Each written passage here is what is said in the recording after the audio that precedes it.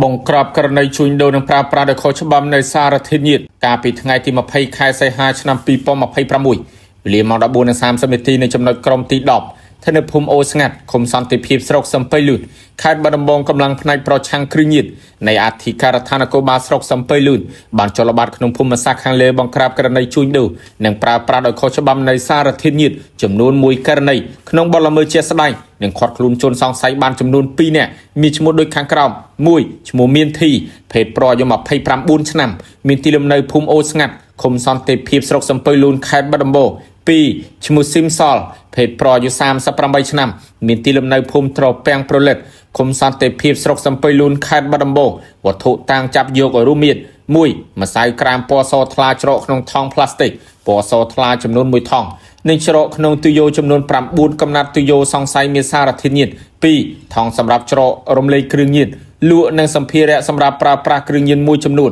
3ទូរស័ព្ទដៃចំនួន1គ្រឿង4ម៉ូតូចំនួន1គ្រឿងម៉ាក Honda Future ពណ៌ខ្មៅស៊េរីឆ្នាំ2019បច្ចុប្បន្នកម្លាំងជំនាញ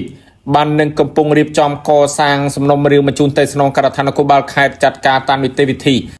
យានដ្ឋានរដ្ឋាមានទទួលជួសជុលរថយន្តគ្រប់ប្រភេទជួសជុលធ្វើជើងគ្រឿងក្រោមម៉ាស៊ីនត្រជាក់ប្រព័ន្ធភ្លើងឆែកដោយកុំព្យូទ័រសារស៊ីម៉ាំងរថយន្តនិងតោនបាញ់ថ្នាំអាស័យដ្ឋាននៅភូមិអណ្ដូងច្រកភូមិអំពិលស្រុកកំពង់សៀមខេត្តកំពង់ចាម